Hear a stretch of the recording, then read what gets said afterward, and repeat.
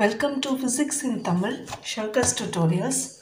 நம்ம இன்னைக்கு பார்க்க போகிறது Newton's laws of motion. Newton's first law பார்க்க போகிறோம். ஆல்ரெடி லாஸ்ட் வீடியோவில் வந்து இனர்ஷியானா என்னன்னு பார்த்தோம். ஸோ அதே மாதிரி தான் நியூட்டன்ஸ் ஃபர்ஸ்ட் லானா ஒரு பாடி வந்து ரெஸ்ட்டில் இருந்தால் அதே ஸ்டேட் ஆஃப் ரெஸ்ட்லேயே கண்டினியூ பண்ணும். அதே மாதிரி யூனிஃபார்ம் மோஷனில் இருந்தால் அதே state of uniform motion in straight line வந்து it is going to move.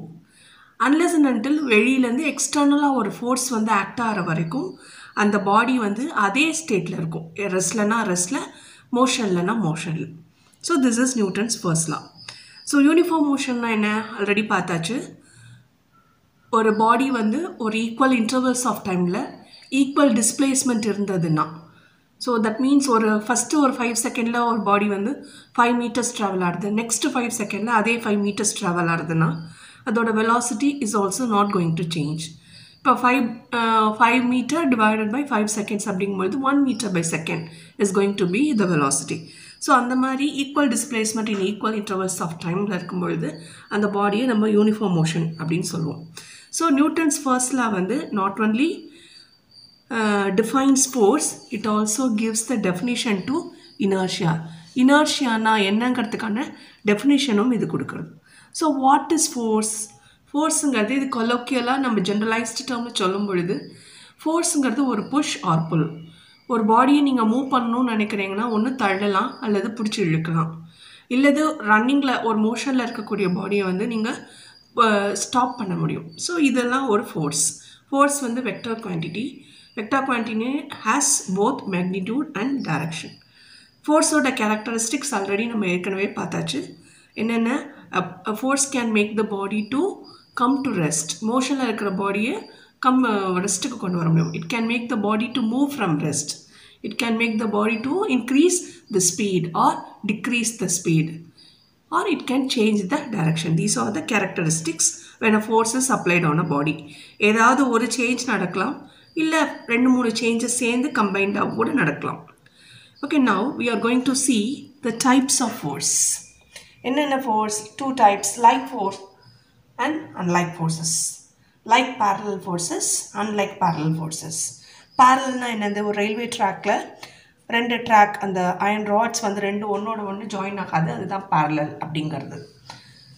So இப்போ லைக் parallel ஃபோர்ஸஸ்னால் என்னென்னா, you consider this rigid body. இதில் வந்து 2 ஃபோர்ஸ் ஆக்ட் ஆகுது, parallel, ஒன்றோட ஒன்று ஜாயின் ஆகலை. ஸோ 2 or more forces, அதோட மேக்னிடியூடு, அதோட அளவு எவ்வளவுன்னா அது வந்து இட் மே பி ஈக்குவலாக இருக்கலாம், அன்ஈக்குவலாக இருக்கலாம்.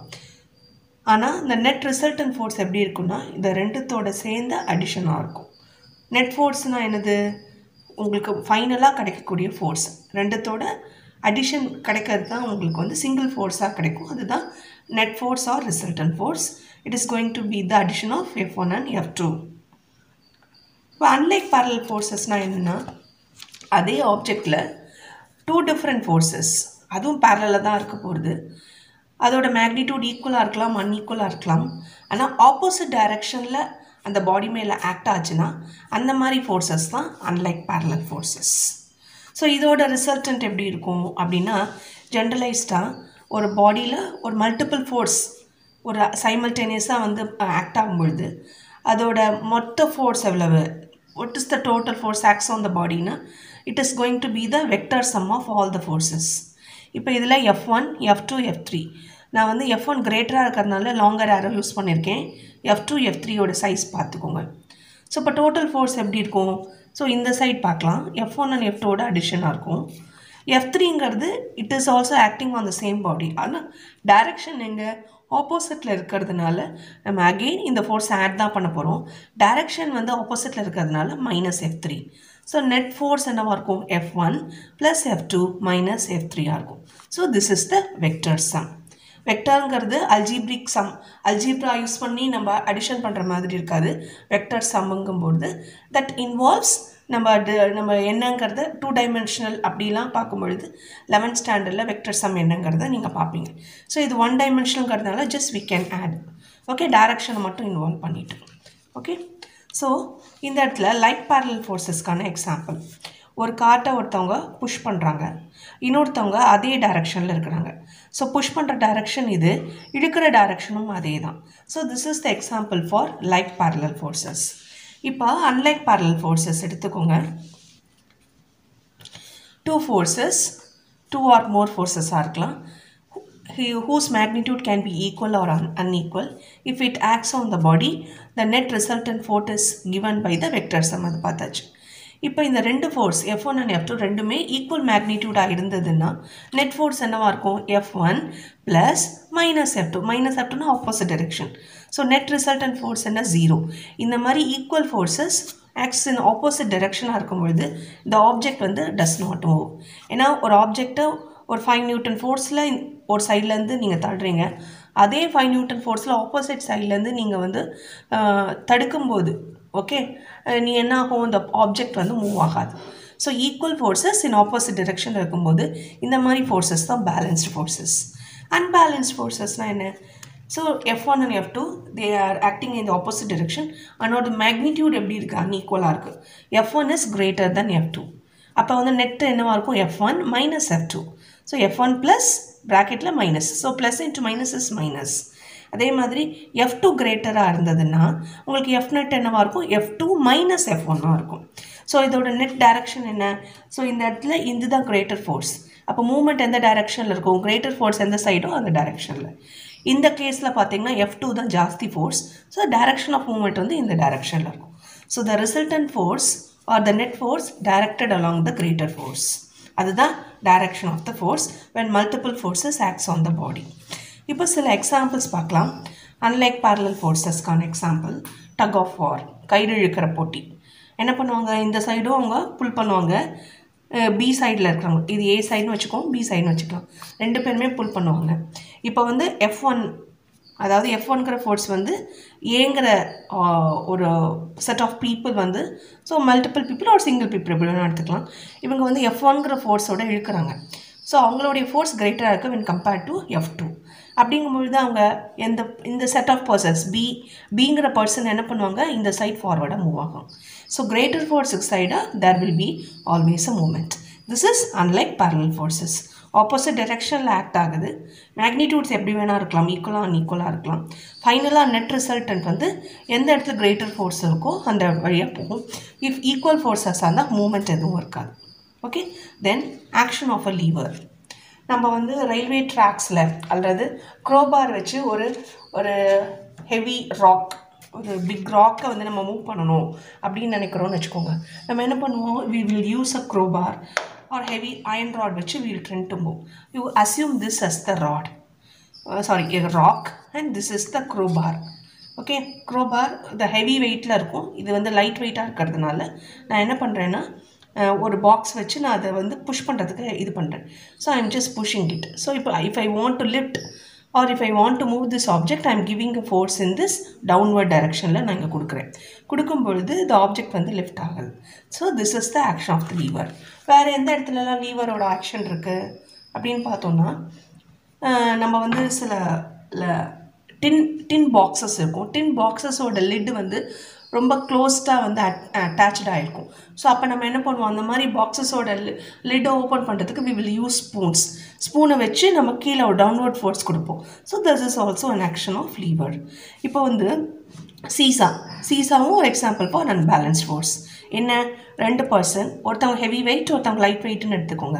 ஸோ அப்போ ஹெவி வெயிட்டாக இருக்கிறவங்க கீழே டவுன்வர்டாக போவாங்க, இவங்க வந்து லைட்டராக பர்சன் இருக்குன்னு லிஃப்ட் பண்ணுவாங்க.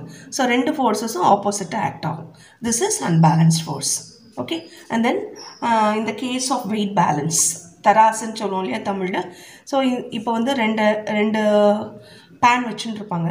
ஸோ ஒரு இதில் வந்து நம்ம வெயிட் ஸ்டோன்ஸ் எவ்வளோ 1 kg 2 kgs ஆர் 1/2 kg எடுப்பாங்க. இதில் வந்து என்ன மெஷர் பண்ணுறவங்களோ அதை ஆட் பண்ணுவோம். If you want to measure 1 kg ஸ்டோனை வச்சு தே வில் மெஷர். இப்போ குறைச்சி கூட்டலாக இருந்ததுன்னா, இப்போ சப்போஸ் இந்த ஃப்ரூட்ஸ் வந்து ஜாஸ்தியாக இருந்ததுன்னா கீழே வந்து டவுன்வர்ட் மூவ்மெண்ட்டில் இருக்கும். அப்போ என்ன பண்ணுவாங்க? They will try to remove fruits, அதை பேலன்ஸ் பண்ணுறதுக்கு. So these are all the example of unbalanced forces. Now we are going to see what is an equilibrium force. இப்போ we consider this part alone. So multiple forces act ஆகுது இப்போ. But ஆனால் F1 F2 மட்டும் இப்போ consider பண்ணலாம். Okay, F1 and F2ங்கிறது ரெண்டுத்தோட net force என்னவா இருக்கும்? F1 plus F2 இருக்கும். If this force acts on the body, it tends to move in this direction. இப்போ வந்து if we want to bring this body to equilibrium, ரெஸ்ட்டுக்கு கொண்டு வரணும்னு நினைக்கிறீங்கன்னா நீங்கள் என்ன பண்ணலாம்? ஆப்போசிட்லேருந்து ஒரு ஃபோர்ஸ் கொடுக்கலாம். அந்த ஃபோர்ஸோட அளவு எவ்வளவு இருக்கணும்னா இந்த ரெண்டுத்தோட அடிஷனாக இருக்கணும், வெக்டர் சம்மாக இருக்கணும். ஓகே, ஸோ F1 ப்ளஸ் F2ங்கிறது தான் நெட் ஃபோர்ஸ். இதுக்கு ஈக்குவலண்ட்டான F3ங்கிற ஃபோர்ஸை ஆப்போசிட் டிரெக்ஷனில் நீங்கள் கொடுக்கும் பொழுது the body comes to rest, ஈக்குலிபிரியத்துக்கு வரும். ஸோ F1 ப்ளஸ் F2 நெட்டுக்கு ஈக்குவலண்ட்டாக F3ங்கிற ஃபோர்ஸ் இன் ஆப்போசிட் டிரெக்ஷனில் கொண்டு வரும்பொழுது this body comes to rest. This is the equilibrium force. Then rotating effect of force. Rotating effect, torque, moment of force, இந்த மாதிரி நம்ம டெர்மினாலஜிஸ் எல்லாமே ரிலேட் பண்ணுறது வந்து ரொட்டேஷன் எஃபெக்டை வச்சு. ஓகே, இங்கே வந்து பிக்சர் கொடுத்துருக்கிறது ஒரு டோரோட பிக்சர் கொடுத்துருக்காங்க. Okay, this is the handle and this is the fixed end. இப்போ கதவை வந்து ஸ்க்ரூ பண்ணியிருப்பாங்க இல்லையா, அந்த ஒரு உடன் பிளாக்ஸோட உங்களுக்கு வந்து ஃபிக்ஸ்டு எட்ஜஸ் இருக்கும், ஹிஞ்சஸ் அப்படின்னு சொல்லுவாங்க. ஸோ இதுதான் ஆக்சிஸ் ஆஃப் ரொட்டேஷன், இந்த ஜெட்டுங்கிறது. ஏன்னா கதவு வந்து இப்படி தான் நம்ம மூடி திறக்க போகிறோம், சரியா?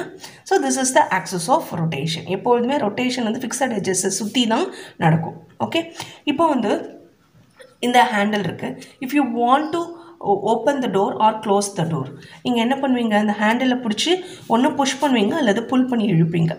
இப்போ எந்த இடத்துல மேக்ஸிமம் ரொட்டேஷன் இருக்கும்?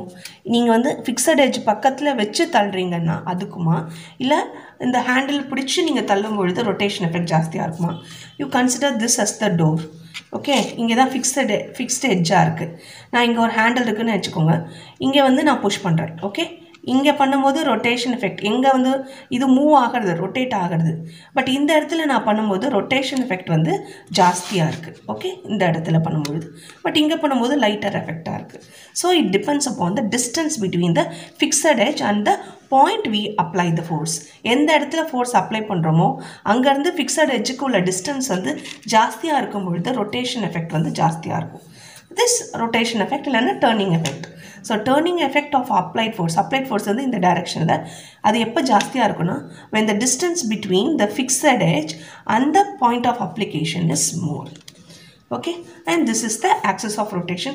அதே இது ஒரு பாயிண்ட்டை சுற்றி ரொட்டேட் ஆச்சுன்னா that becomes the point of rotation. Then we will see about the moment of force or torque. திருப்பு விசை.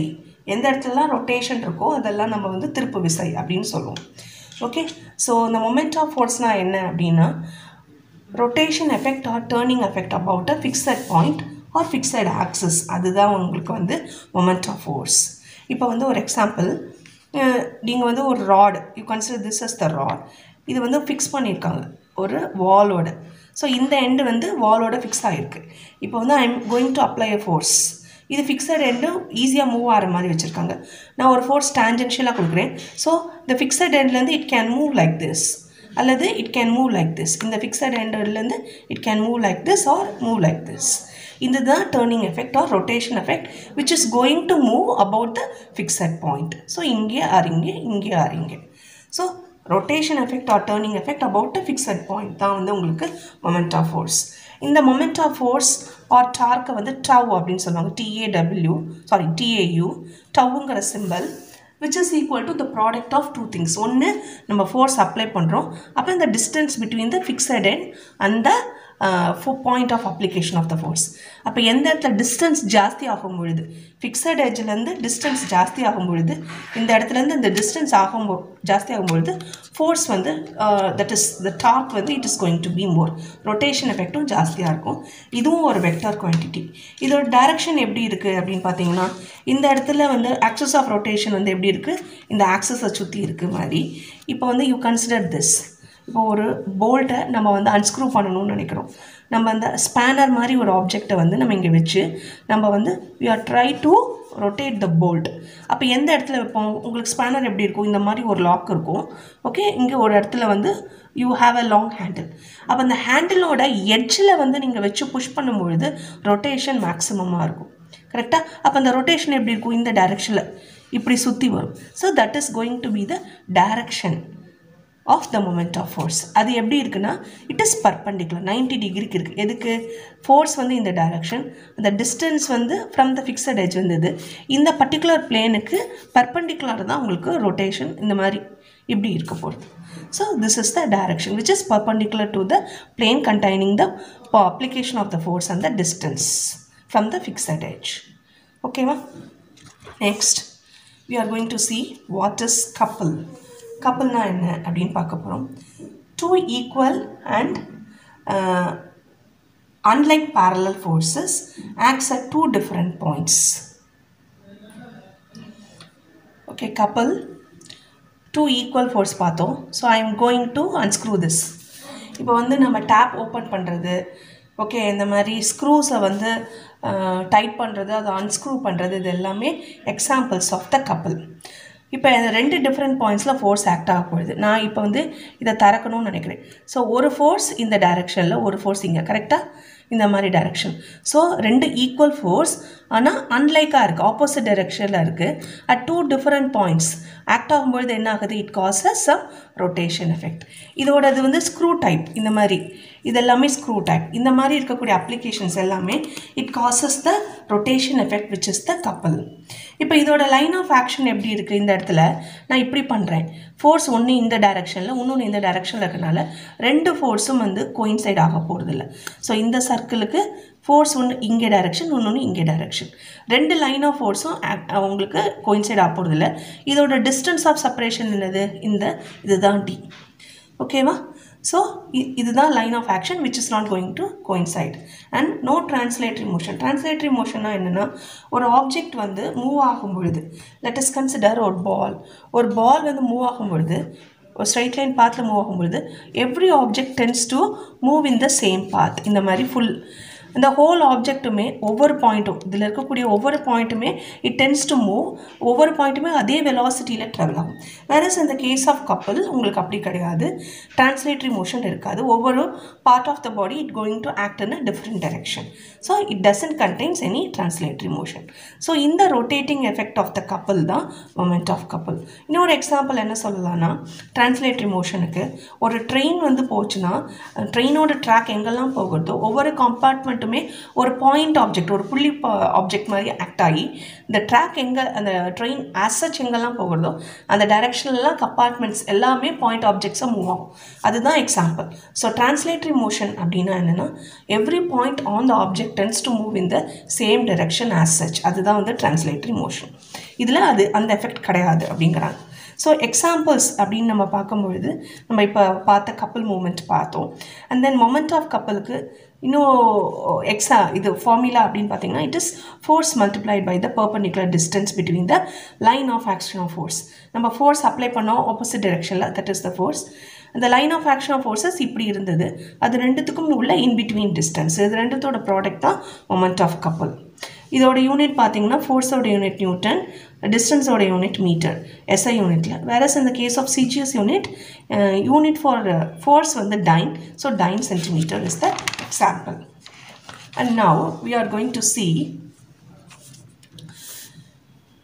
direction. ஓகே, இப்போ வந்து மேக்னிடியூட் எப்படிங்கிறது using the formula we are finding m moment is equal to force multiplied by distance. Sங்கிறது இந்த இடத்துல distance.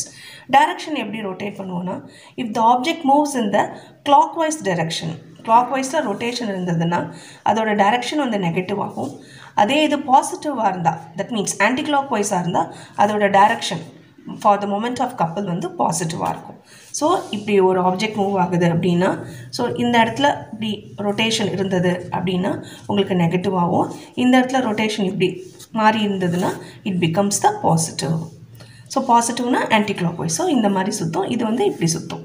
Okay, then applications of torque. எந்தெந்த இடத்துலலாம் டார்க்கோட அப்ளிகேஷன், நம்ம கார்ஸில் ஈவன் வாட்சஸ்லலாம் கூட இந்த மாதிரி கியர் நம்ம செட்டப் வந்து இருக்கும். அது கியர் செட்டப் எதுக்குன்னா, நம்ம வந்து கார் வந்து எந்த டைரெக்ஷனில் வேணால் சேஞ்ச் ஆகிறதுக்கு, தென் நம்ம ஃபோர்ஸை இன்க்ரீஸ் பண்ணுறதுக்கு. அது மட்டும் இல்லாமல் இது வந்து என்ன பண்ணுன்னா, ஒரு மெஷின் பார்ட்லேருந்து இன்னொரு மெஷின் பார்ட்டுக்கு ஒரு பவரை டிரான்ஸ்மிட் பண்ணோம். டிரான்ஸ்மிட் பண்ணுறதுனால காரோட ஸ்பீடை இன்க்ரீஸ் பண்ணலாம் அல்லது டிக்ரீஸ் பண்ணலாம். So these are the applications of the torque. Seesaw வந்து it is also again an example for உங்களுக்கு வந்து டார்க். இப்போ சீசாவில் என்ன ஆகும்? You consider this as the pivot. ஓகேவா? நான் இந்த இடத்துல அந்த சீசா பிளேனை வைக்கிறேன். ஓகே, நான் ஒரு பர்டிகுலர் பாயிண்டில் நான் இங்கே வைக்கிறேன். அந்த இடத்துல பேலன்ஸ் இருக்குது. இப்போ now I'm going to add on weight.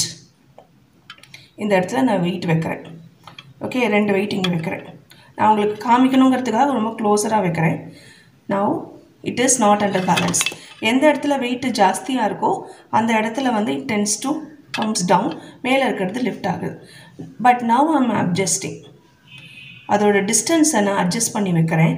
now it is under rest. Okay, so I'm just moving in such a way that this is again at rest. Whereas நான் அப்படியே நான் பின்னாடி கொண்டு போகிற டிஸ்டன்ஸை பண்ணும்போது it loses its equilibrium.